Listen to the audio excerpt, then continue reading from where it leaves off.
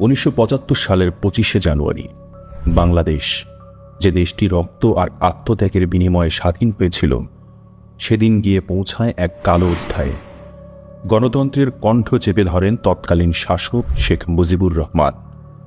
বাকশাল গঠন করে বন্ধ করে দেন মানুষের মত প্রকাশের স্বাধীনতা, বন্ধ করে দেয়া হয় গণমাধ্যম, নিষিদ্ধ করা হয় সব রাজনৈতিক দল, জনগণের সব অধিকারকে পদদলিত করে মাত্র একটি দলের শাসন চালু করেন তিনি।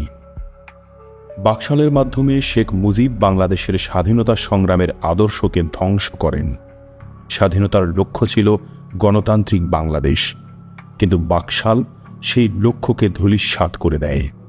শেখ মুজিবের এই একদলীয় শাসন ব্যবস্থা দেশের মানুষের অধিকার, স্বাধীনতা এবং স্বপ্নকে ছিন্ন ভিন্ন করে দেয়। এই অন্ধকার সময়ে জাতির জন্য আশার আলো হয়ে আসেন শহীদ প্রেসিডেন্ট জিয়াউর রহমান। তিনি বাংলাদেশে বহুদলীয় গণতন্ত্রের ভিত্তি স্থাপন করেন, জনগণকে তার অধিকার ফিরিয়ে দেন এবং দেশের গণতান্ত্রিক ঐতিহ্য পুনঃপ্রতিষ্ঠিত করেন। তিনি প্রতিষ্ঠা করেন বাংলাদেশ জাতীয়তাবাদী দল বিএনপি, যে দলটি আজও গণতন্ত্র রক্ষার সংগ্রামে অবিচল। শহীদ জিয়াউর রহমানের পরে বেগম খালেদা জিয়া গণতন্ত্রের প্রতীক হয়ে ওঠেন। 90-এর গণঅভ্যুত্থান থেকে স্বৈরাচার হাসিনার বিরুদ্ধে মানুষের অধিকার ও গণতন্ত্রের মুক্তির লক্ষ্যে অবিচল থেকে আপোষহীনভাবে বারবার গণতন্ত্রের জন্য লড়াই করেছেন। তাদের উত্তরসূরি তারেক রহমান আজ বিএনপির পতাকা নিয়ে এগিয়ে চলেছেন।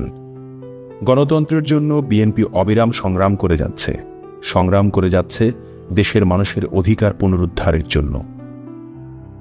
গণতন্ত্র প্রতিষ্ঠার সংগ্রামে এই দেশের লাখো মানুষের রক্ত, ঘাম এবং সাহস জড়িত। বিএনপি সেই সংগ্রামের প্রতিটি ক্ষণকে শ্রদ্ধা ভরে স্মরণ করে। এই দেশ গণতন্ত্রের জন্য লড়াই করেছে মানুষের মুক্তির জন্য। 25শে জানুয়ারি গণতন্ত্র হত্যা দিবস। এই দিনটি আমাদের স্মরণ করিয়ে দেয়, গণতন্ত্র রক্ষার লড়াই কখনো থেমে থাকতে পারে না। শহীদ জিয়ার আদর্শে, খালেদা জিয়ার আপোষহীনতায়, তারেক রহমানের দিক নির্দেশনায় আমরা একত্রিত হব, লড়াই করব এবং আমাদের অধিকার পুনরুদ্ধার করব। গণতন্ত্র বাঁচাও, দেশ বাঁচাও।